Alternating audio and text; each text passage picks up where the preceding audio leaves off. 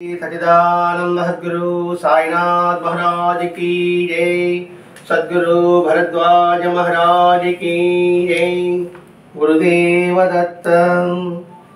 సద్గురు శ్రీ సాయినాథ్ యొక్క సన్నిధానంలో ఆచార్య భరద్వాజ మాస్టర్ గారి యొక్క ఆశీస్సులతో ఈరోజు శ్రీ సాయినాథ ప్రబోధామృతములనే అంశాలను వివరించుకోవడానికి మన పరిణితి మేరకు ప్రయత్నిస్తున్నాం.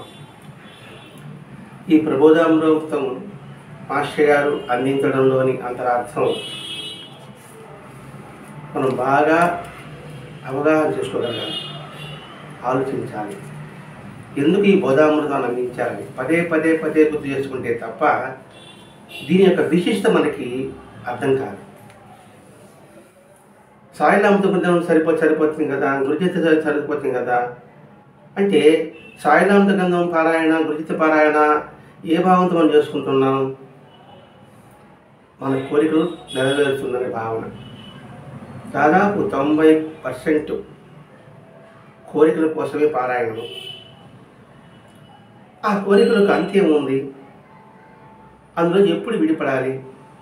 బాబాయ్ ఇప్పుడు కోరిక లేని స్థితికి తీసుకురావాలని ఆయన ప్రయత్నం చేస్తున్నాడు. ఏ మహాత్ముడన్నా చేసే విధానం ఎటువంటిదంటే వాడి సొంత ఆలోచనతో, సొంత భావాలతో, సొంత కాళ్ళ మీద నడవాలని కోరుకుంటాడు. మామూలుగా మన తండ్రులు ఏమని కోరుకుంటారు మన గురించి? వారి సశక్తితో వాడు ఎవరి ఆధారపడకుండా జీవించాలని, బతకాలని ఎలా కోరుకుంటారు? మరి సృష్టికంతా కూడా తండ్రి అయిన ఆ తండ్రి కూడా తన బిడ్డలంతా కూడా సశక్తితో వాళ్ళు వృద్ధి పొందాలని, ఉన్నతసాగిపోవాలని కోరుకుంటాడు. ఆ ఉన్నత స్థాయికి ఏ విధంగా వెళ్ళాలనే విధానమే బోధామృతం. అంటే ఇలా వెళ్ళలేకపోతే ఏమవుతుంది? దుఃఖం.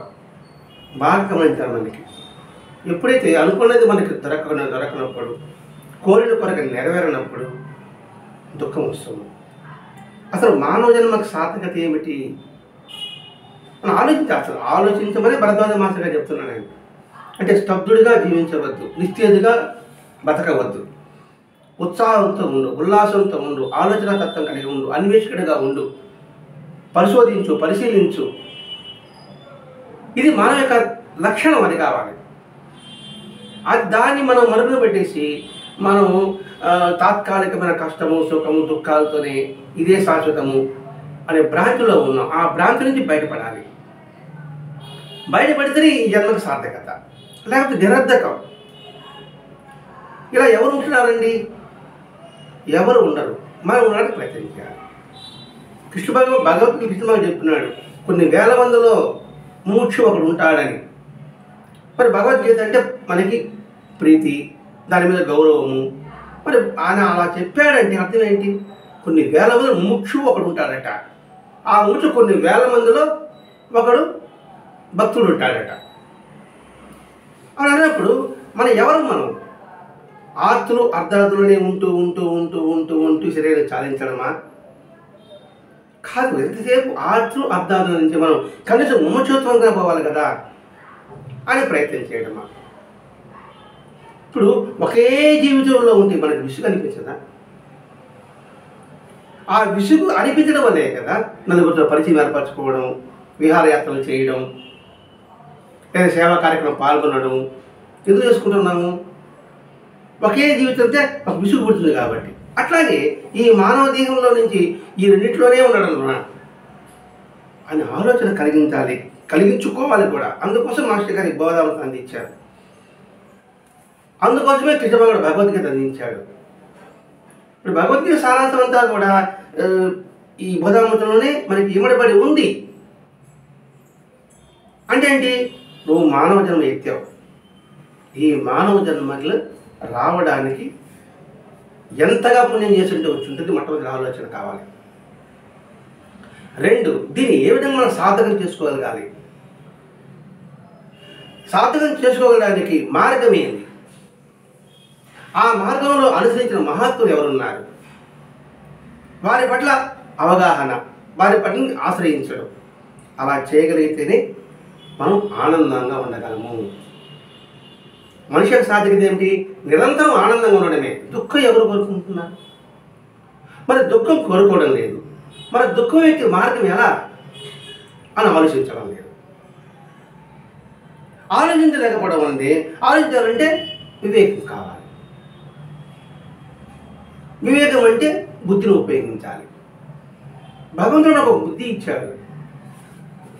ప్రతి 84 జీవరాశులకి ఒక జీవరాశి మనకి అద్భుతమైన ఒక బుద్ధిని, అమృత భాండాన్ని మనకు అందించాడు. మరి దాన్ని ఉపయోగించాలి కదా. అందుకే బుద్ధి యోగము అంటారు. అలా ఉపయోగించమని అనుకోండి, ఆ పాత్ర మసి పట్టిపోతుంది, మళ్ళీపోతుంది, చిలుము పట్టిపోతుంది, మట్టిలో కలిసిపోతుంది. అది గుర్తించాలి ఇక్కడ. అందుకు వివేకం అవసరం. మరి ఆ వివేకంతో ఆలోచించి చెప్పేవాడు, తను ఆచరించేవాడు, ఆచరింపజేసేవాడు సద్గురువు. అటువంటి సద్గురువుని ఆశ్రయించు. ఇంకా నీ ఆలోచించే అవసరమే ఉండదు. నీ బుద్ధిని, నీ మనసుని ఆయన పాదాల దగ్గర ఉంచామనుకోండి, అంతే, ఆయన చెప్పిన విధానంలో ప్రయాణం సాగించడమే. అలా సాగించినప్పుడు ఇంకా దుఃఖానికి ఆస్కారం ఉండదు, నిరంతరము ఆనందంతో ఉంటుంది. బాబా తన గురువుని సేవించినప్పుడు నిరంతరం ఆనందంలో మునిగిపోతున్నాను అన్నాడు. అది ఏం జరిగింది అక్కడ? ఆ వివేకం చేశాడు అనమాట. అనే శరణాగతి చేసే తప్ప మనకి దుఃఖం నుంచి మనం విడిపడలేము. బుద్ధుడు అదే వివేచించాడు. భరద్వాజ మహర్షి గారు 1955లో వాళ్ళ అన్నగారు కుమారు కంజకి జరిగినప్పుడు ఇలాగే ఆలోచించాడు. అలా చేయకపోతే ఏమవుతుంది? నిరంతరం దుఃఖంలోనే మునిగి ఉంటాము. దుఃఖం నుంచి మనం విముక్తి పొందాలి కదా, దుఃఖ రాహిత్యం పొందాలి కదా. మన అవివేకం అనేదంటే కొన్ని సంఘటనలు మనకి కష్టాలని, కొన్ని సుఖాలని మనం భ్రమిస్తున్నాము. మన జీవితంలో కొన్ని కష్టాలు అనుకుంటున్నాం, కొన్ని సుఖాలు అనుకుంటున్నాం. నీ కష్టమైంది నాకు సుఖం, నాకు సుఖమైంది నీ కష్టం. అందుకని భ్రమిస్తున్నాం అంటున్నారు. కొన్నిటిని కష్టాలు, కొన్ని సుఖాలు అనుకుంటున్నాం. ఏది కష్టము, ఏది సుఖము? ఇప్పుడు సుఖంగా ఉందనుకుంటున్నాం, ఈ సుఖమే మన కష్టం అనిపిస్తుంది. మన కష్టం అనిపించే సుఖం ఎలా అవుతుంది? ఇప్పుడు మామూలుగా చెమటలో మగ్గుతున్నాము, ఏసీ వేసుకున్నాము, ఏసీ అంతా వేసుకుంటే సుఖంగా అనిపిస్తుంది, మరి ఏసీ సుఖం అనుకుంటున్నాము. మన కొంతసేపటి ఇప్పుడు ఏసీ ఆర్థిక ఆఫ్ చేస్తున్నాం, అది సుఖం అనుకున్నప్పుడు. ఇట్లా ఆలోచించున్నప్పుడు ఏమవుతుందంటే కష్టాలు తొలగి సుఖాలు సమకూడితే మనకు దుఃఖరాహిత్యం కలుగుతుంది అని అనాలోచితంగా దాని పట్ల మనకు విశ్వాసం కలుగుతుంది. అంటే ఏంటి? ఈ కొన్నిటి కష్టాలు అనుకుంటున్నాం, కొన్ని సుఖాలు అనుకుంటున్నాం. ఆ సుఖాలు వాటి వల్ల అవి సమకూడితే, అంటే కష్టాలు తొలగి సుఖాలు సమకూడితే మనకు దుఃఖరాహిత్యం కలుగుతుందని అనాయకంగా ఆలోచించి లేకుండా మనం విశ్వసిస్తున్నాము. కష్టాలు తొలగి సుఖాలు వస్తే మనకు దుఃఖరాహిత్యం కలుగుతున్న భ్రాంతిలో ఉన్నాం. మరి అది ఎంత మేరకు వాస్తవము అని ఆలోచించండి. నాకు ఈ పదార్థం అంటే ఇష్టం, సరే బాగా ఎండగా ఉంది, గబగబా వచ్చి కూలింగ్ వాటర్ తాగాం, సుఖంగా ఉంది, దప్పికి తీరింది అనుకుంటున్నాం. మరి ఆ కూలింగ్ వాటర్ వల్ల ఎటువంటి ప్రమాదం వస్తున్న సంగతి మనం ఆలోచించండి. కూలింగ్ వాటర్ సుఖం ఇచ్చి అనుకుంటున్నాం కదా, దుఃఖరాహిత్యం అనుకుంటున్నాం కదా, మరి భ్రమ వాస్తవమా? గవర్నలో పోతున్నాం, మజ్జిగ దగ్గర షాపు పోయినాను నేను, మజ్జిగ తాగాం, ఆ మధ్యలో కూలింగ్ ఎక్కువ కూలింగ్ ఉంది, ఇప్పుడు కూడా తాగేసా, అబ్బా అనుకున్నా, అరగంటకంతా గొంతు జీరపోయింది. మరి అది సుఖమని అనుకున్నాను, దుఃఖరాహిత్యం అనుకున్నాను కదా. ముందుగా ఆలోచిస్తే కూలింగ్ మజ్జిగ తాగితే, మనకి ఎక్కువ కూలింగ్ మజ్జిగ తాగితే మనకి ఇబ్బంది అవుతుంది అని గుర్తించినప్పుడు అది సుఖం అనుకో, అర్థమని భావిస్తున్నాం. అది ఇక్కడ అనాయోచితంగా మనం విశ్వసిస్తున్నాము. అందుకోసం మనం భగవంతుడు ప్రార్థిస్తున్నాం. భగవంతుడా, నాకు ఇదిగా ఉంది, నాకు ఎండ వేడి తట్టుకోలేకపోతున్నాను, నాకేదో చల్లటి మజ్జిగ కావాలి, లేదా చల్లని కూల్ డ్రింక్ కావాలి, ఆలోచించి ఏమవుతాడు, ఆ 2 బాటిల్ మధ్య కొబ్బరి బొండ తాగుతాడు. కొబ్బరి బొండ ఏమవుతుంది, ఇటు దెబ్బకి తిరుగుతుంది, శాశ్వత ఆనందాన్ని ఆరోగ్యాన్ని ఇస్తుంది. అర్థం మార్చుకుంటున్నాం. అలా కాకుండా ఆలోచన ఏమవుతాడు, ఏది పడితే అది అంతే, దొరికింది ముందు తాగేవాళ్ళు అంతే. అందుకని భగవంతుడు ప్రార్థిస్తాం. దొరికిందా భగవంతుడు బ్రహ్మాండం అంటున్నాం, దొరకలేదా భగవంతుడు తూనాబోటు తిడుతున్నాం. అంటే ఏంటి, ఇక్కడ దుఃఖం నుంచి ఎలా విడిచిపడాలి అనే ఆలోచన సన్నగిలుతుంది, కానీ దుఃఖం మాత్రం పోవాలి. అంటే దీనికంటే కాలేజ్ ఏమిటి, ఆలోచన లేకపోవడం. అంటే ఇవన్నీ కూడా మన సామాన్య దృష్టికి విరుద్ధంగానే ఉంటుంది. ఎలా జరుగుతుందండి, ఎలా వీలవుతుందండి, చల్లటి తాగితే కదా సుఖశాంతిగా ఉంటుంది అని మన మనసు రివర్స్ గేర్లు పోతుంటుంది. రివర్స్ గేర్ వెనక్కి పోవడమే కదా, ముందుకు పోలేము, వెనక్కి పోతూనే ఉంటాం. నిశ్చయంగా ఆలోచిస్తే మనకు అర్థమవుతుంది. కాబట్టి దీన్ని మొదట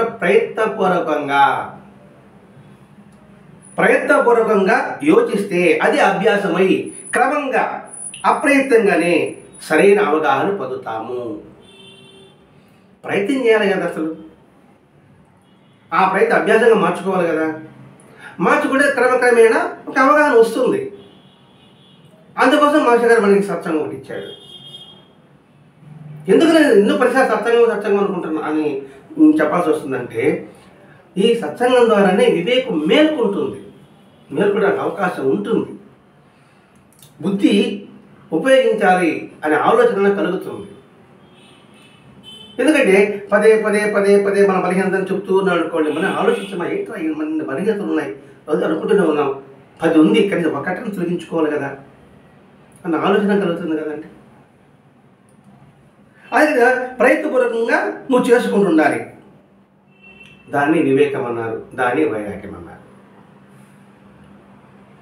మనకి రాగం అంటే ఏమిటి, అనాలోచితంగా గుడ్డిగా వస్తువుల పట్ల, వ్యక్తుల పట్ల, సంఘటనల పట్ల ఏర్పరచుకున్న భ్రాంతిమయమైన ప్రీతి. రాగం అంటే ప్రేమ అని అర్థం చేసుకుంటాం అనుకోండి. అది వస్తువుల పట్ల, వ్యక్తుల పట్ల, సంఘటనల పట్ల ఏర్పరచుకున్న భ్రాంతిమైన ప్రీతి. బోరుగా ఉందండి, 10 రోజులు టూర్ వెళ్ళి రావాలి అనుకుంటా. ఆ ప్రదేశాలు టూర్ వెళ్తే 5 6 రోజులు బాగానే ఉంటుంది. ఆ రోజు నుంచి ఇప్పుడు అయిపోతుందా, ఇప్పుడు ఇంటికి పోతామా అని అనిపిస్తుంది కదండి. అలాగే వ్యక్తులు ఇద్దరు మాట్లాడుతూనే ఉండాలనిపిస్తుంటుంది మన కొంతసేపటికి. అలాగే వస్తువుల పట్ల, అందుకే భ్రాంతిమైన ప్రీతి, దీన్నే రాగము అన్నారు. మరి ఆ రాగ వివేకం తొలగించుకోవాలి, వాస్తవాన్ని ఆలోచించాలి, సత్య దృష్టితో పరిశీలించాలి. అలా వాస్తవంతో ఆలోచించామనుకోండి, ఆ వాస్తవంతో ఆలోచించడమే వైరాగ్యము. రాగం మీద ప్రీతి లేకుండా ఉండడము. ఇవన్నీ ఎందుకు చెప్తున్నాడు, నాకు దుఃఖంగా ఉంది, దుఃఖం నుంచి విడిపడాలి, ఏమిటి జీవితం ఇంతేనా అని మనం అనుకుంటుంటాం కదా. దానికి నివారణే యోచన. అలా లేదనుకోండి, మనసు చంచలమవుతుంది. ఇప్పుడు మనకు కలిగే కష్టాలు మన పూర్వకర్మ అని కానీ విశ్వసిస్తే మనకి దుఃఖపరమైన ఫలితాలు వచ్చినప్పుడు అది రాకుండా ఉండడం కోరడం సమంజసమా? మళ్ళా మనం కర్మఫల సిద్ధం నమ్ముతున్నాం. ఎందుకంటే అంటున్నాం, ఎవడైనా ఇబ్బంది పడ్డాడు అనుకోండి, ఎవడైనా ఆపద జరిగింది అనుకోండి, వాడి కర్మ అంటున్నాం. అలాగే వచ్చేస్తుంది అంటే వాడి కర్మ అంటే వాడు చేసిన ఫలితాన్ని బట్టి వాడు అనుభవిస్తున్నాడు అని. మరి నేను చేసిన ఫలితం బట్టి అనుభవిస్తున్నప్పుడు, ఆ ఫలితం వచ్చినప్పుడు అది ఆ ఫలితం రాకూడదని కోరడం ధర్మమా అధర్మమా, సమంజసమా అసమంజసమా? అర్థమైంది అనుకుంటా. నేను కొబ్బరి చెట్టు వేశాను, నాకు మామిడికాయలు రావడం అనుకోవడం ధర్మమా అధర్మమా? అది ఎలా వస్తుంది? ఎలా పిచ్చోడా కొబ్బరికాయ ఎత్తేసి నువ్వు మామిడికాయలు ఎలా పోతావురా అని అంటాం మనం. అలాగే నువ్వు కలపత అనిపించావు, మళ్ళీ అది రాకూడదని కోరడం ఎంత సమంజసం? అంటే అది సమంజసం అయితే ఏది తప్పు చేసి ఆ ఫలితాన్ని పొందకుండా ఉండడం సమంజసమైతే, అది సమంజసమైతే మరి ఆ అన్యాయం చేసిన వ్యక్తి ఆ ఫలితాన్ని తప్పించుకుంటే, నేను తప్పు చేశాను, నేను తప్పు మీరు శిక్ష మరి తప్పు చేశాడు శిక్ష పడాలని మీరు కోరుకుంటారు. నేనేం చేస్తాను? భగవంతుడు ప్రార్థిస్తా, స్వామి నా శిక్ష తప్పించంట. ఆయన తప్పించాడు అనుకోండి, అప్పుడు మీరు దేవుని క్షమిస్తారా? దేవుడు గొప్పవాడు అంటారా? ఇట్లా ఆలోచించాలని కూడా దుఃఖం ఉండదు. ఇప్పుడు దుఃఖ నివృత్తికి మనం వెతుకుంటున్నాం. దుఃఖం పోవడం ఎలా? దుఃఖం విముక్తి ఎలా పొందాలి, మనం దుఃఖరాహిత్యం ఎలా చెందాలి అని చదువుకుంటున్నాం కాదు, దానిపై ఆలోచించాలి కదా. అటువంటిప్పుడు ఏమవుతుంది? మన జీవితంలో కష్టం వచ్చినా సుఖం వచ్చినా పొంగము కొంగము, ఇదండి చివరి భావం. ఇదే భగవద్గీత కృష్ణుడు చెప్పిందంటే సుఖ దుఃఖాన్ని సమభావంతో తీసుకో, వారిని స్థితప్రజ్ఞుడు అని అంటారు. ఆ స్థితప్రజ్ఞుడు కావాలని వివేకానంద పుట్టుకున్నాడు. మనమందరం ఋషులు అవ్వాలి అని ఉద్బోధించాడు వివేకానందుడు. ఎందుకు ఋషులు అవ్వాలి, ఎందుకు స్థితప్రజ్ఞుడు కావాలి? అలా అయినాడు అనుకోండి, ముందు వాడి కుటుంబం, సమాజం, రాష్ట్రం, దేశం, ప్రపంచం అంతా శాంతిగా ఉంటుంది. ప్రపంచం అల్లకల్లో ఉన్న కారణం ఏమిటి? లేని దానికోసం తపన, అది శాశ్వతని భ్రమించడం వల్ల. దానికి ఉదాహరణ మనకి గతం చరిత్ర చూద్దాం. రాత్రికాలు కావచ్చు, అధికారంలో ఉన్న కావచ్చు, కీర్తుల ప్రఖ్యాతలు ఉన్న వాళ్ళు కావచ్చు, వాళ్ళు ఎంత మేరకు జనాభాను గుర్తుపెట్టుకుంటున్నారు అంటే అశాశ్వత దానికోసం ఎంతగా ప్రయత్నం చేసి వాళ్ళని సంపాదించితే వాళ్ళు ఎంత మాత్రం ఈ జనసామాన్యులు గుర్తున్నారు. రాజ్యకాంక్ష ఉంది, అనేక రాజ్యాలు చేశారు. ఇప్పుడు మొఘలాయలు పరిపాలించారు, బ్రిటిష్ వాళ్ళు పరిపాలించారు, వారు ఎంతమంది గుర్తుపెట్టుకుంటారు? పోనీ వాళ్ళేమో పొందారా? శాశ్వత ఆనందాన్ని పొందారా వాళ్ళు ఏమన్నా? ఇట్లా ఆలోచించమంటున్నాడండి ఇక్కడ. కాబట్టి నేను తప్పు చేసి తప్పించుకుంటే భగవంతుని మనం నిందించమా, క్షమిస్తామా? క్షమించాం. ఏంటి భగవంతుడు ఏం ఇలా చేశావు అని అంటాం. అందుకే అలా తప్పు తగ్గించినప్పుడు ఆయనకి సమానమైన ప్రీతి ఉందని మనం ఎలా అంటాం? ఇక్కడ భగవంతుడు అంటే సమత్వం కలిగిన వాడు, సమభావం కలిగిన వాడు. మరి ఆయనకి ఈ భగవంతుడి యొక్క పిత అంటే భగవంతుడి తండ్రి అని మనం ఎలా అంటాం? చాలా బాగా కొంచెం జాగ్రత్తగా ఆలోచించుకుంటూ రావాలి. కథ కాదు ఇది, మన జీవిత గాథ. నీ జీవితం ఎలా నడుచుకోవాలని చెప్పే విధానం ఇది. కాబట్టి క్షుణ్ణంగా మనం పరిశీలించాలి. ఎందుకంటే బాబా చెప్పాడు, నువ్వు ఎందుకు వచ్చినట్లు ప్రశ్నించాడు. అదే భగవద్గీత కృష్ణుడు అర్జునుని నువ్వు ఎందుకు యుద్ధరంగానికి వచ్చావు అని హెచ్చరిక చేశాడు. అవన్నీ మనం గుర్తుపెట్టుకోవాలండి. అలా కాకుండా ఏదో పుట్టాము, పెరిగాము, చచ్చాము, చనిపోయినాము, ఉన్నంతలో ఆ సుఖంగా అనుభవించేసి వెళ్ళిపోతాము, ఇది చాలు అనుకుంటే అన్ని ప్రాణులు చేస్తాయి. మరి ఈ ప్రాణికి ప్రాముఖ్యత ఏమిటి? అది ఆలోచించాలి.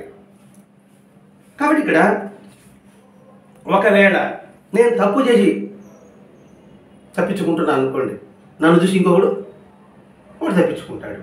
అలా తప్పించుకుంటే ఇంకా ధర్మంగా ఉన్నాడు ఎందుకు? ఇంకా ధర్మంగా ఉండడు ఎందుకు? అధర్మంగా ఉంటూ పోతాం, అది తప్పిస్తూనే ఉన్నాడు కదా. ఇంకా ధర్మంగా ఉండాలని ఎక్కువ అవసరం ఉంటుంది. అంటే మన ప్రార్థనతో తప్పుని తప్పిస్తూ ఉంటే ఆయన ఎవడైనా కీర్తికాముడు, లాచగొండి, ధన వ్యామోహుడు, మరి దేవుడు ఎలా అవుతాడు? ఇట్లా ఆలోచించాలండి. మరి అతన్ని మనం భగవంతుడు ఎలా అంటాం? అసలు ప్రార్థన ఒక లంచం అనుకుంటున్నాం, బిజినెస్ చేసుకుంటున్నాం. అదే కదా బాబా అంటాడు, ఒకడు వచ్చి బాబా నేను వ్యాపారం చేస్తున్నాను, నాకు లాభం వస్తే నీకు వాటా ఇస్తానన్నాడు. మనసులో అనుకుంటున్నాడు, మరి అటువంటి ప్రాపంచనను లాగబాకరా. అందుకే బాబా జీవిత విధానాన్ని క్షుణ్ణంగా పరిశీలించి అర్థం చేసుకుంటే మనం ఎలా జీవించాలో, ఏ విధంగా జీవించాలనే విషయాన్ని మనకి బోధపడుతుందండి. అందుకు మాస్టర్ గారు ఈ బోధామృతం అందించాడు. లేకపోతే బాబా చరిత్ర విషయాన్ని పెట్టి సరిపోయింది అంతే. నేను చదువుకుంటూ ఉన్నానరా, కొడుకు నెరవేరిపోతుంటుంది, అది చాలు.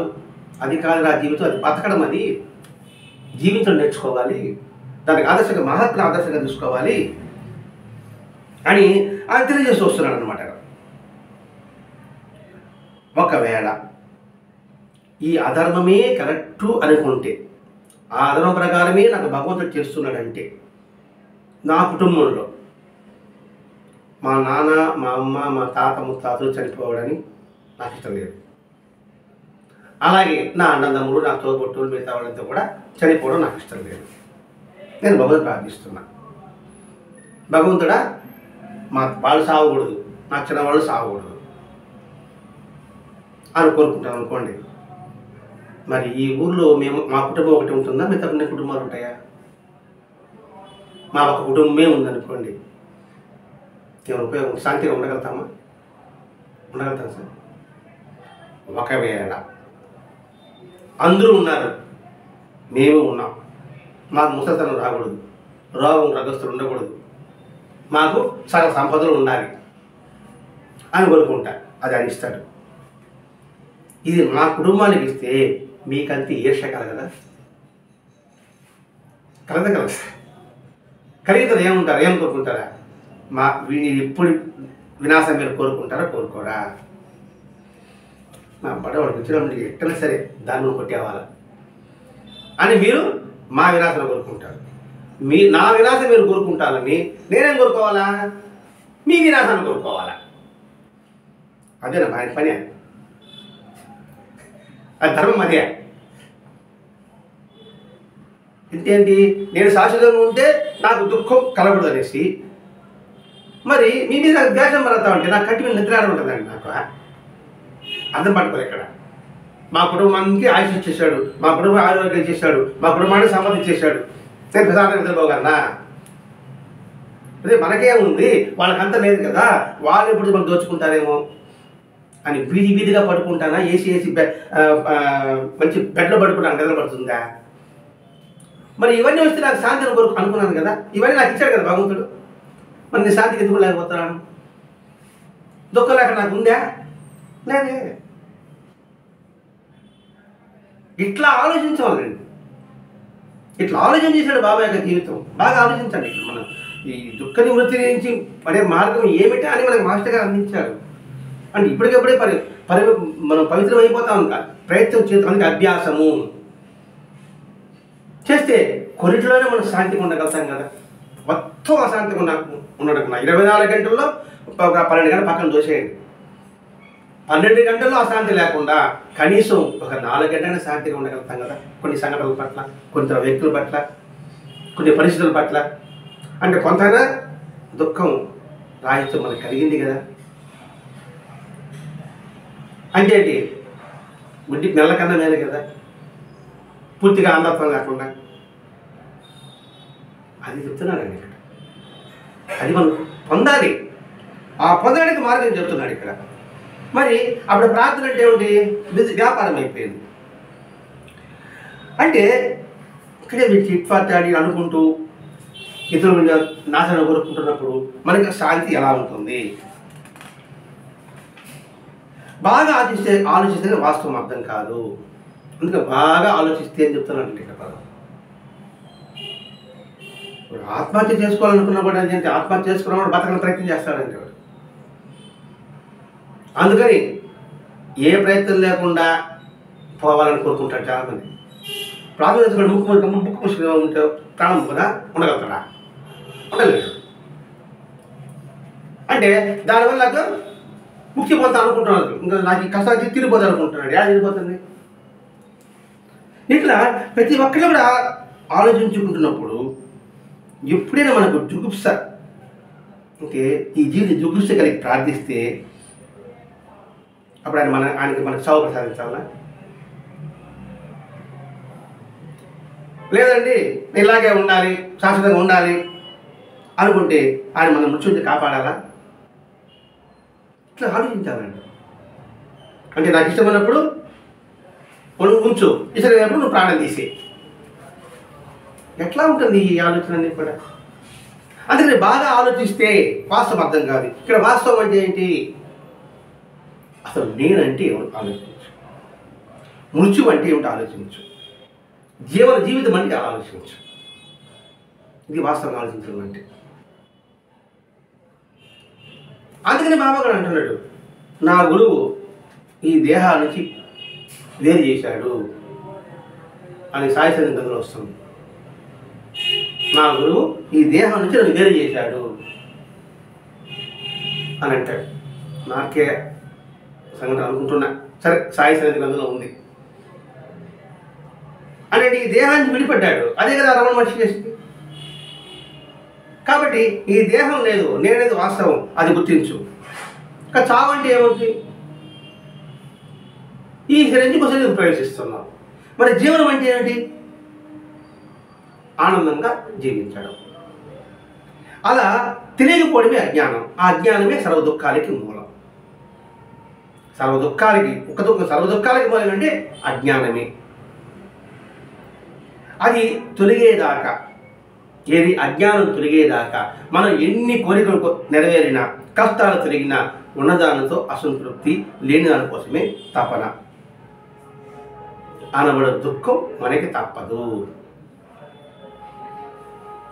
ఎలా? మనం నిరంతరము దుఃఖంతో భయంతో జీవిస్తున్నాము. ఉదాహరణ చెప్తున్నాడండి ఇక్కడ. మనం చదువుకున్నాం, ఉద్యోగం చేసాము, చక్కటి భార్య రావాలి, గుణవంతరాల భార్య రావాలి, వచ్చారు, పిల్లలు కలగలే, పిల్లలు కావాలి, పిల్లలు కలిగారు.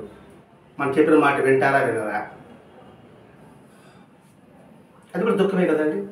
ఒకవేళ విన్నారనుకో, మనం చెప్పిన మాట పిల్లలు అనుకోండి, నోట్లో నాలుగు లేని వాడు ఎలా బతకదాడరా అని అనుకుంటాం అనుకోమండి. అలాగే వాడికి వివాహం చేస్తాము, వాడికి పిల్లలు కలగరా, ఉద్యోగం వస్తుందా రాదా, ఇలా ప్రతి నిరంతరము ఒకటే చింత. అంటే మనిషి భూమి మీద పడిన నుంచి నిరంతరం దుఃఖం, భయంతో జీవిస్తున్నాం. దాని వల్ల చెప్పుకుంటున్నాం. వివాహం అయింది, బిడ్డ లేకపోతే దుఃఖం, భయం. ఆ బిడ్డ ప్రయోజనం కాకపోతే దుఃఖం, భయం. వాడు చెప్పిన మాట వింటే భయం, చెప్పిన మాట వినకపోతే భయం. ఇలా నిరంతరం ఉన్నప్పుడు అలా చెప్పుకుని ఉంటుంటే ఇదే ఒక చింతలోనే మనం ఉండిపోతున్నాం. ఇలా చింతాపూర్వకమైన దుఃఖ వలయమే అవివేకి జీవితం అంతా. అవివేకి జీవితం అంతా అంటే ప్రతి ఒక్కటి కూడా బిడ్డలు కలిగినా కలగకపోయినా, వాళ్ళు ప్రయోజకులైనా ప్రయోజనం కాకపోయినా నీ కర్తవ్యాన్ని నిర్వర్తించుకుంటూ ఉంటాం. పోనీ మనం బాధపడి, మనం దుఃఖపడి మనం ఏమైనా దాన్ని సరిదిద్దగలమా? ముందు చెప్పినాము, కర్మ సిద్ధాంతాన్ని అనుసరించి గుర్తుపెట్టుకుంటే దుఃఖ విముక్తిని కలుగుతుంది. లేదండి నా బాధ్యత కదా, నా కర్తవ్యం కదా, నీ బాధ్యత నీ కర్తవ్యం ఎంతవరకు నువ్వు పని చేయగలవో అంతవరకే నువ్వు చేయగలిగితే. అదే ఈ సద్గురు శాస్త్రులు వచ్చింది. ఆ చిన్న పిల్లల్ని పనిలో పెట్టుకుంటాడు. బాబాయ్ ఏం పిలుస్తాడు, మరి ఆ పిల్లల భవిష్యత్తుగా ఉదాహరణ చెప్తాడనమాట. ఆ చెట్టు పండ్లు గురించి చెప్తాడు. ఉదాహరణ చెప్తే అంటారు, లేదు మా పిల్లల భవిష్యత్తు బాగుంటుంది అన్నప్పుడు బాబాకు అంటాడు, చెప్పడం నా బాధ్యత కాబట్టి మీకు చెప్తున్నా. అది స్వీకరించడం మీ ఇష్టం. అంటే చెప్పేవాడు దొరకడమే కష్టం, కానీ చెప్పేవాడు దొరికినా వినేవాడు దొరకడం ఇంకా కష్టం. ఎవడుకుంటున్నాడు? ఇదే మన ఇక్కడ గుర్తు చేస్తున్నాడు ఇక్కడ. కాబట్టి వాడెవడు? అవివేకి. వాడి జీవితంలో చింతలోనే ఉంటాడు, చింతని బయటపడు. ఎందుకంటే ఎన్ని కోరికలు తిరిగినా, ఎన్ని కష్టాలు తిరిగినా ఇంకా ఇంకా ఇంకా కష్టాలు కలుగుతూనే ఉంటాయి. ఒకటి వచ్చింది కదండి, నా బిడ్డలు వాళ్ళకి ఉద్యోగం రావాలి, ఉద్యోగం వస్తే మళ్ళీ జీతం ప్యాకేజ్ బాగుండాలి, ప్యాకేజ్ బాగుంటే మన పెళ్ళి కావాలి, వాళ్ళ బిడ్డలు కలగాలి, మన సొంత ఇల్లు కావాలి అంటే ఇలా పోతూనే ఉంటుంది కదా. ఇంకా దానికి పరిసమాప్తి ఎక్కడ ఉంటుంది? కాబట్టి నిత్యం దుఃఖంలోనే ఉంటున్నాము. మరి ఎన్నింటికని ఆయన ప్రార్థిస్తాను చెప్పండి భగవంతుని? ఎంతగా ప్రార్థిస్తాం? నేను భూమి మీద పడినప్పుడు నుంచి ప్రార్థిస్తూనే ఉన్నా. ఎంతకాలం ప్రార్థిస్తా కూర్చుంటాం అని ఆలోచించాలి కదండి. ఎంత సద్గురైతే మాత్రం ఎంత చేసి మనం శాంతపరచగలడు? తృప్తి ఎక్కడ ఉంది? ఒకడు వచ్చి ఒక రాజు ఏం చేస్తాడంటే, భూమిలో నేను భూమి ఇస్తానయ్యా, మీరు సూర్యోదయం 6 గంటల నుంచి బయలుదేరి ఎంత దూరం పోతారో తిరిగి సాయంకాలం 6 గంటలకు వస్తే మీరు ఎంత దూరం పోయారో అంత దూరం భూమి మీకు దానం చేస్తా అన్నాడు. ఇక్కడి నుంచి సూర్యుపేట అనుకుందాం. సూర్యుపేట నుంచి నేను పరిగెత్తా గుమ్మడి పొడి పడేపటికి 12 అయింది. ఎన్ని గంటలు పట్టింది? 6 గంటలు పట్టింది. మళ్ళీ తిరిగి రావాలంటే అదే 6 గంటలే. అదే 6 గంటలు తిరిగి వచ్చాడనుకోండి, నాకు సూర్యుపేట నుంచి గుమ్మడి పొడి వరకు స్థలం అంతా నాది. ఏజను 12 కదా, ఇంకా 6 గంటల టైం ఉంది కదా పొద్దుపోవడానికి అని ఇంకా పరిగెత్తిన, రెడీస్ వరకు పరిగెత్తిన. రెడీస్ వరకు ఏమైంది? అక్కడంటే ఒక 3 గంటలు వేసుకోండి, అంటే మధ్యాహ్నం 3 గంటలు రెడీస్ చేరిన. ఇంకా టైం ఉంది కదా చెప్పి చెన్నైకి వెళ్ళిపోయినా. ఆడిపోయేటప్పటికి 5 అయింది. ఇంకా టైం ఎంత ఉంది? గంటన్నర. మరి ఈ గంట చెన్నై నుంచి సూర్యపేటకి చేరగలనా?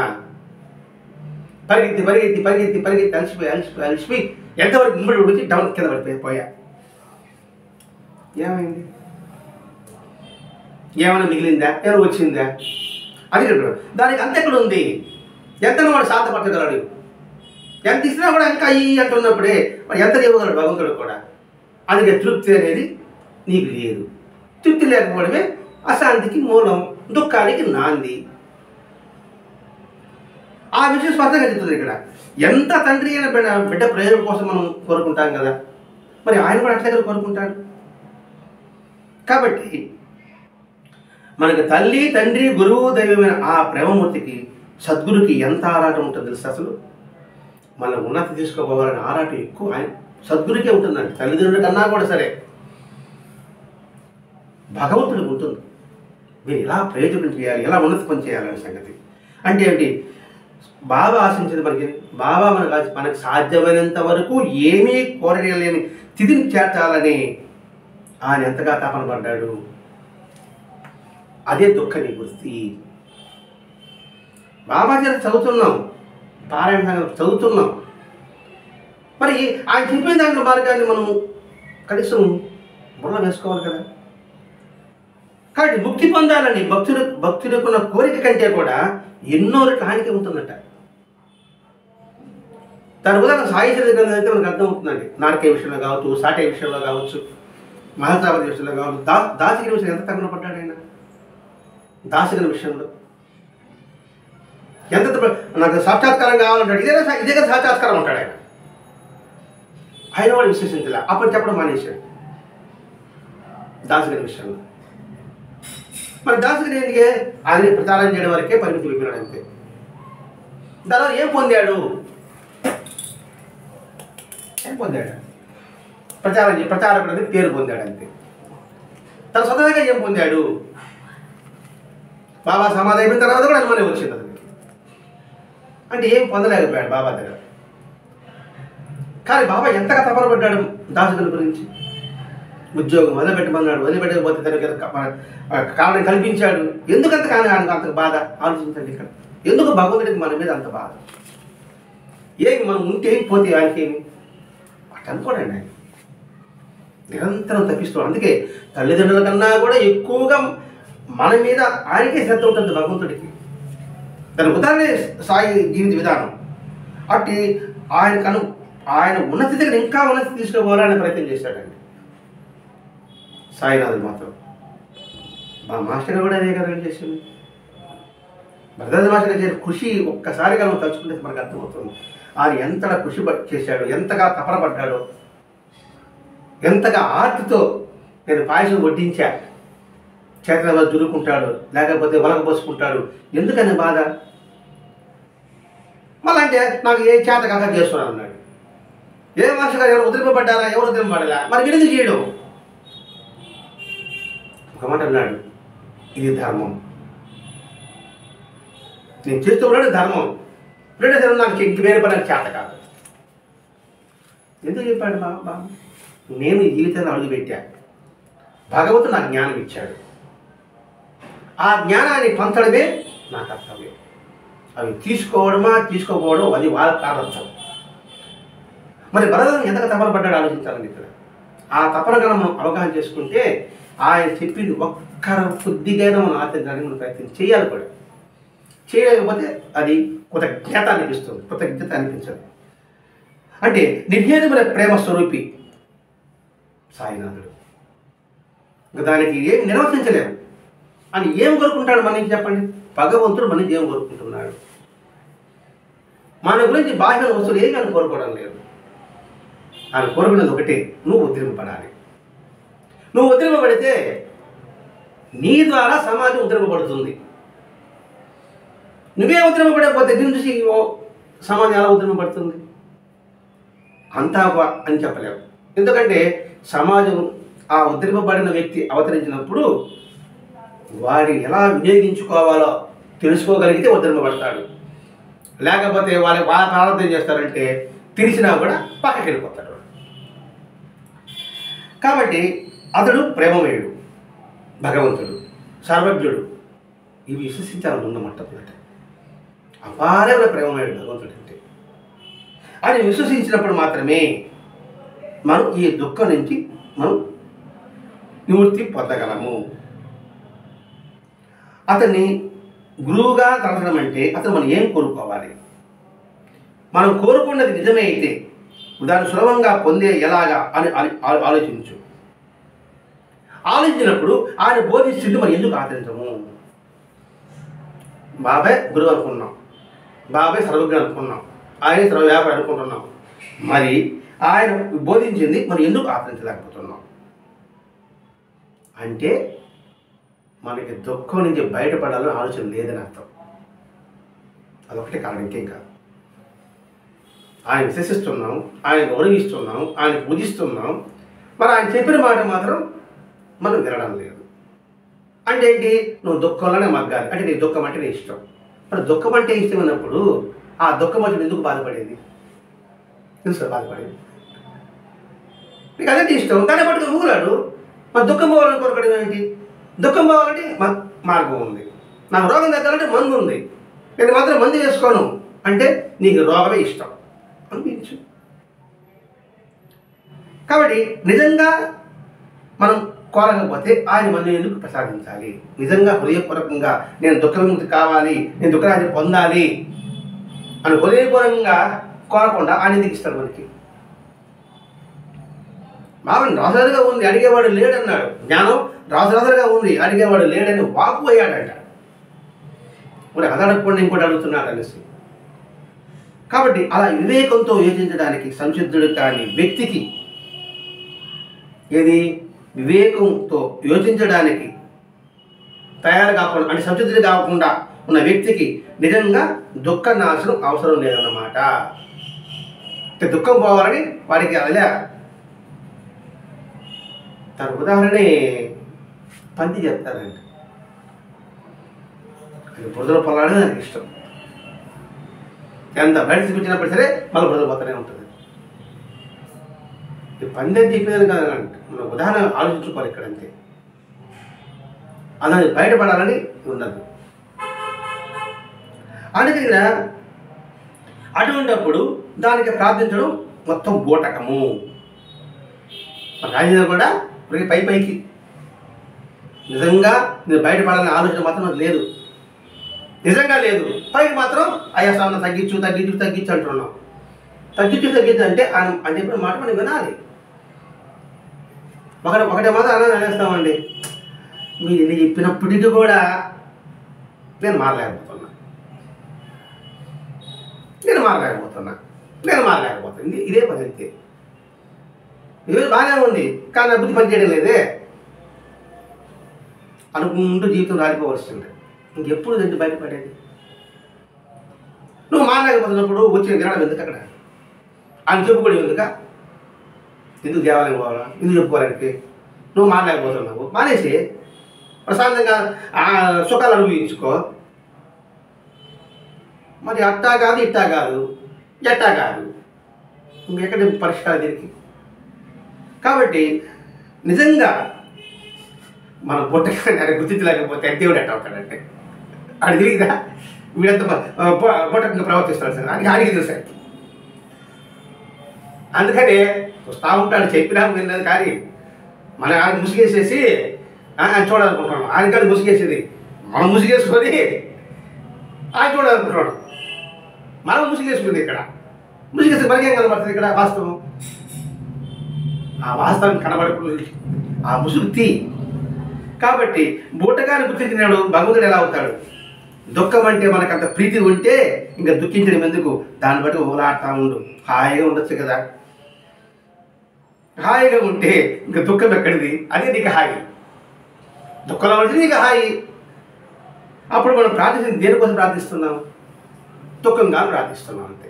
స్వామి నాకు ఈ దుఃఖాన్ని సహాయించు, నువ్వు ఇప్పుడు మాత్రం నేను చేయను, నాకు ఈ దుఃఖమే హాయిగా ఉంది. ఎంతటి వెరితనం, ఎంతటి మూర్ఖత్వం, ఎంతటి మూఢత్వం. ఈ దుఃఖ నివృత్తి అనేది ఈరోజు తాగిపోయింది కాదండి, ఇది పార్ట్ 1 అయ్యి ఇంకా పరిష్కారం మార్చగా చెప్తూ వస్తున్నాడు. దుఃఖం ఇప్పుడు ఇది బయటపడాలని ఆలోచన హృదయపరంగా లేదు.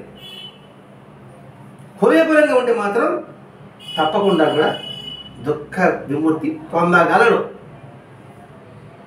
దానికి ఎంతమంది మహాత్ముల ఉదాహరణ ఉంది, ఎంతోమంది పడలేదండి. ఒక మిల్లారప్పని చూసుకుంటే చాలు, మనకి మిల్లారప్పకి జీవితం చాలు. ఇది నుంచి బయటపడాలి, బయటపడాలి, బయటపడాలి, బయటపడాలి ఎంతగా తపన పడ్డాడు, ఎంతగా తన ప్రారంధాన్ని అనుభవించాడు, అది ఒక్కటి చాలు. సరే మిల్లారప్పని మనం చూడలేదు, పక్కన పెడదాం. చివటమ్మ మరి ఆమె జీవితం ఎటువంటి జీవితం? ఇందులో బయటపడాలని గురవస్తాం అలాగే. మరి చివటమ్మ జీవితం ఆదర్శంగా తీసుకోకూడదా? ఇట్లా మనం ఆలోచించాలండి. మనం ఒక పరిధిలోనే ఉన్నాం, బావిలో కప్పలాగా. అందులో బయటపడమంటున్నాడు మహర్షి గారు. బావిలో కప్పంటే దుఃఖం, అందులో బయటపడితే దుఃఖ నివృత్తి, విశాలత్వం, వికాసం. అందుకని ఇక్కడ బుద్ధి యోగం అంటే, బుద్ధి యోగం వల్ల మనకు ఉపయోగం ఏమిటంటే మనో నిగ్రహత కలుగుతుంది, మనో వికాసం కలుగుతుంది, హృదయం స్పందిస్తుంది, నిస్వార్థ గుణం ఏర్పడుతుంది, క్రమశిక్షణ వస్తుంది, ఆత్మస్థైర్యం వస్తుంది, మనోధైర్యం ఉంటుంది బుద్ధిని ఉపయోగిస్తే. ఈ ఆత్మధైర్యం మనోధైర్యం లేకపోతే ఏమవుతాం? పిచ్చి పెట్టిలాగా ఉండిపోతాం, ఆత్మహత్యకు పాల్పడతాం, ఇంట్లో వెళ్ళిపోవాలని కోరుకుంటాం, క్రమశిక్షణ ఉండదు, మనో నిగ్రహం ఉండదు, చంచలంగా ఉంటాం, మనసు వికసించదు, కుంచుకుపోతుంది. ఇంకా నిస్వార్థ సేవ కూడా ఎలా వస్తుంది?